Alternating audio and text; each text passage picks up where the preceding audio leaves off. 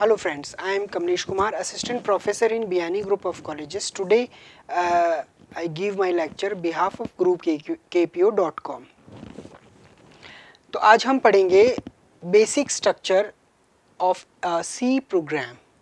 हम जो structure basically use करते हैं सी प्रोग्रामिंग में, हम उसके बारे में थोड़ा सा देखेंगे कि स्ट्रक्चर किस तरीके से वर्क करता है। स्ट्रक्चर बेसिकली यूँ कह सकते हैं हम कि structure of a C program is defined by set of rules. बहुत सारे रूल्स होते हैं जिनको हमें फॉलो करना पड़ता है।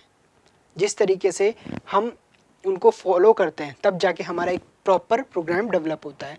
तो हम कह सकते हैं set of rules called protocol. जो हमारे सेट्स हैं रूल्स के, वही हमें एक प्रोटोकॉल बनाते हैं to be followed by programmers, जो कि एक प्रोग्रामर के थ्रू फॉलो किए जाने चाहिए। While writing C program, all C programs are having different sections parts following.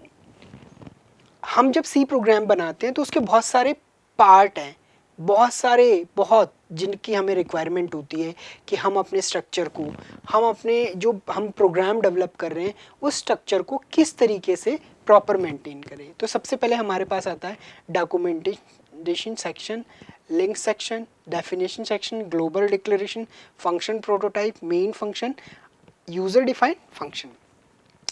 अब documentation section in the sense कि हमारा जो प्रोग्राम है उस प्रोग्राम को हमें किस तरीके से, उसको क्या टास्क परफॉर्म कराना है, उसको किस तरह से हम, क्या लॉजिक हम यूज़ करेंगे, किस तरह का वेरिएबल हम उसमें यूज़ करेंगे। अब जब हम उसमें डॉक्यूमेंटेशन पे बात आई है, डॉक्यूमेंटेशन सेक्शन जो है उसमें हम सारे प्रोग्राम को, मतलब एक तरह से यूँ कहें कि हम उसको अच्छे से मेंटेन करना है उसको, तो उसको उसमें हम डॉक्यूमेंटेशन की बात करेंगे। अब लिंक सेक्शन जो है हमारा, इसमें आ गया हेडर फाइल।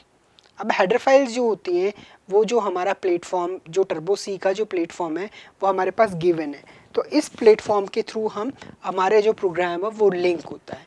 अब हर प्रोग्राम जो है हमारा, हम टर्बो सी का जो प्लेटफॉर्म है उस पर डेवलप कर रहे हैं, वो लिंक है। तो इसमें हम क्या करते हैं कि हम उसको हेडर फाइल्स के थ्रू लिंक करते हैं। हेडर फाइल यूज़ करते हैं हम stdio.h, जो कि स्टैंडर्ड इनपुट आउटपुट हमें प्रोवाइड कराता है।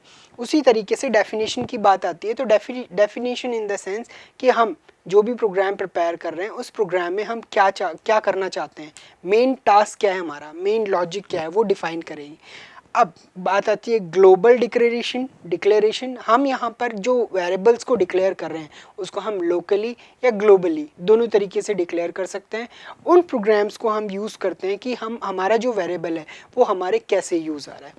फंक्शन प्रोटोटाइप, हमें उस प्रोग्राम में फंक्शन का प्रोटोटाइप डिफाइन करना है कि हम इस फंक्शन में किस प्रोटोटाइप का यूज़ करेंगे।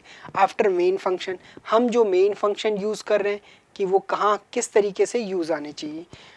यूज़र डिफाइंड फंक्शन, अब यूज़र डिफाइंड फंक्शन भी हम इसमें यूज़ कर सकते हैं। अब ये तो हो गया हमारा कि हम जो बेसिक स्ट्रक्चर जो है इसमें क्या क्या आता है। अब इसके अलावा भी हमारे पास और कुछ चीज़ें हैं, जैसे क्रिएट। सबसे पहले हम जो क्रिएट करते हैं, हमारा जो प्रोग्राम है हम उसको कैसे क्रिएट करेंगे, हम उस पर टास्क किस तरीके से परफॉर्म करवाएंगे, उसको कैसे कंपाइल करवाएंगे, कैसे एग्जीक्यूट कराएंगे और कैसे उसका आउटपुट आएगा। तो ये चारों चीज़ें भी हमारे लिए बहुत महत्वपूर्ण है। तो हम जब कोई प्रोग्राम मेंशन करते हैं तो सबसे पहले हम उसको क्रिएट करते हैं। क्रिएट इन द सेंस कि हमने एक डिसाइड किया है कि हमें कोई भी प्रोग्राम बनाना है, इवन ऑड का प्रोग्राम बनाना है फॉर एग्जांपल। तो मैंने सबसे पहले डिसाइड किया है कि मैंने एक n नाम का एक वेरिएबल लेना है और उसको डिवाइड करना है 2 से। अगर ये ट्रू होता है तो इवन, फॉल्स होता है तो ऑड। तो इसमें हमें क्या करना है कि हमने क्रिएट किया है, एक लॉजिक एनालाइज किया है, उस लॉजिक के थ्रू मैं एक टास्क परफॉर्म कराऊंगा। एक प्रोग्राम बनाएंगे हम जिसमें कि पूरा स्ट्रक्चर, पूरा जो स्ट्रक्चर एक जो होता है वो पूरा उसमें इंक्लूड होगा, सारी चीज़ें उसमें आ जाएंगी, सब कुछ। तो हम एक प्रोग्राम बना के देखते हैं, उस प्रोग्राम के थ्रू हम ये देखेंगे।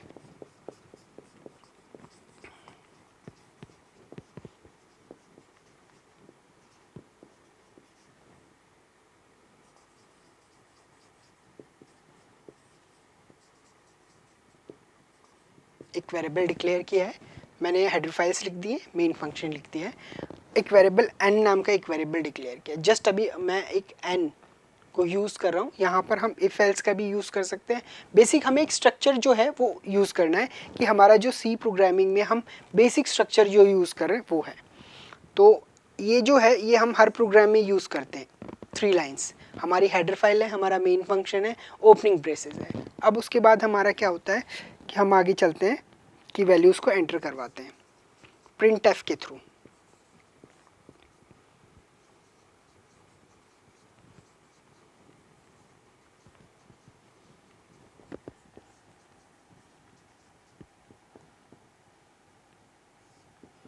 एक इंटीजर नंबर को हम एंटर करवा रहे हैं।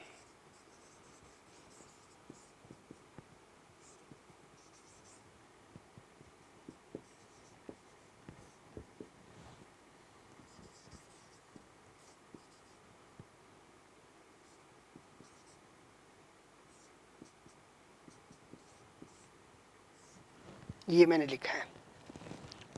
अब ये जो चीज़ें हैं, हमने सबसे पहले नंबर को एंटर करवाया इंटीजर नंबर, उसके बाद उसको मैंने स्कैनफ करवाया, %d स्पेसिफायर है, एड्रेस ऑफ n, जो भी वैल्यू आती है वहाँ जाके स्टोर हो जाती है। इफ़ n डिवाइडेड बाय 2 और इक्वल 0, तो हमारा जो ओपनिंग ब्रेसेस ओपन होता है और हमें क्या बताएगा, printf the given number is %d even। ये हो गया। अब इसका एल्स पार्ट आ जाएगा, printf the given number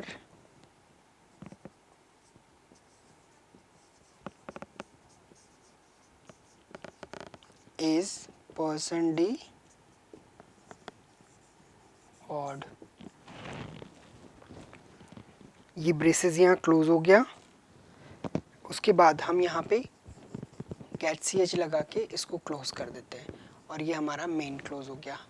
अब इसको हमने क्लोज कर दिया है। क्लोज करने के बाद हम क्या करेंगे कि हमारा जो आउटपुट आता है, हम जो भी नंबर हम इनपुट देंगे वो क्या करेगा, कंपाइलर, हमारा जो कंपाइलर, सबसे पहले तो हमने एक स्ट्रक्चर जो है हमारा वो उसको लिया है।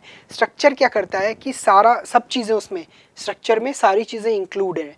एक तरह से हम यूँ कहें कि टोकन जो होता है, जिस तरीके से टोकन होता है, सारा जो प्रोग्राम होता है, उस प्रोग्राम जो होता है उसकी से एक स्मॉलेस्ट यूनिट होता है, उसी तरीके से स्ट्रक्चर जो है हमारा उसमें सारी चीज़ें इंक्लूडेड होती हैं।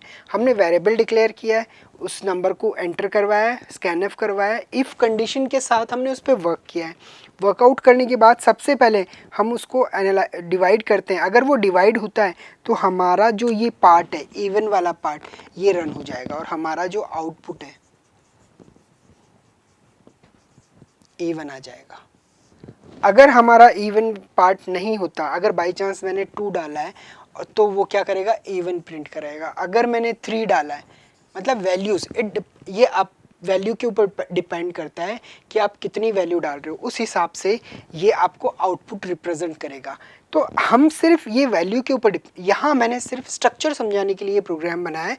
सबसे सिंपलेस्ट प्रोग्राम है इवन ऑड का। इसको आप अलग अलग तरीके से बना सकते हो, कोई दिक्कत नहीं। कंडीशनल ऑपरेटर के थ्रू भी इसको बना सकते हो और यहाँ पे और भी बहुत सारे प्रोग्राम्स बन सकते हैं। अगर आपको किसी भी तरह की कोई क्वेरी होती है तो वो प्लीज़ आप कमेंट बॉक्स में आप कमेंट कीजिए ताकि उसके सॉल्यूशन मैं आपको प्रोवाइड कर सकूं। तो यहाँ पर हमने एक स्ट्रक्चर, सिंपल स्ट्रक्चर के लिए एक सिंपल सा छोटा सा प्रोग्राम बनाया है जो कि इवन ऑड को रिप्रेजेंट कर रहा है। जहाँ पर हमने सिर्फ एक इफ़ कंडीशन लगाई है और एक लॉजिक की लॉजिक भी हमने उसमें अप्लाई कर दिया है कि n को डिवाइड करेगा 2 और अगर डिवाइड होता है इक्वल 0 से प्रूव होता है तो वो इवन प्रिंट करेगा, अदरवाइज एल्स में जाके ऑड प्रिंट करेगा। तो यहाँ पर ये प्रिंट करने का मतलब ये है कि हमारा जो स्ट्रक्चर है वो स्ट्रक्चर एक परफेक्ट स्ट्रक्चर है जिसमें हमारे पास कीवर्ड्स, उसके अलावा हमारे पास ऑपरेटर्स, उसके अलावा हमारे पास कॉन्स्टेंट्स, वेरिएबल्स, सब चीज़ें हमारे इंक्लूड होती हैं। तो इन सबको मिला के हमारा एक स्ट्रक्चर बन रहा है। तो यहाँ पे यही जो है structure of a C program defined by set of rules, ये क्या है, सेट ऑफ रूल्स है, यही एक प्रोटोकॉल है। सबसे बड़ी बात है कि ये जो रूल्स का जो सेट है वही एक प्रोटोकॉल है, उसी पे सारा वर्क हो रहा है। उस सेट ऑफ रूल के अकॉर्डिंग ही हम डिफरेंट डिफरेंट प्रोग्राम्स को बना सकते हैं, और इसके अलावा भी हम और प्रोग्राम्स बना सकते हैं, चाहे वो इवन ऑड का हो, चाहे वो नेगेटिव पॉजिटिव का हो, चाहे लीप ईयर का हो। अगर हम लीप ईयर की बात करते हैं तो आप लीप ईयर को भी इसमें इंक्लूड कर सकते हो। इवन ऑड के अलावा आप इसमें largest among 2 number, 3 number, 4 number, 5 number, जितने भी आप बनाना चाहो उतने आप बन सकते हैं प्रोग्राम्स। इस सिंपल स्ट्रक्चर के थ्रू आप डिफरेंट प्रोग्राम्स आप क्रिएट कर सकते हो। अगर आपको किसी प्रोग्राम में दिक्कत होती है तो आप मुझे कमेंट बॉक्स में कमेंट करके भेज दीजिए, वो प्रोग्राम मैं प्रिपेयर करके आपको समझा दूंगा। तो यहाँ पर ये बेसिक जो स्ट्रक्चर है उसको हमने देखा है, स्ट्रक्चर जो हमारा सी प्रोग्रामिंग में यूज आ रहा है। Thank you so much, have a nice day. Please like, comment and share.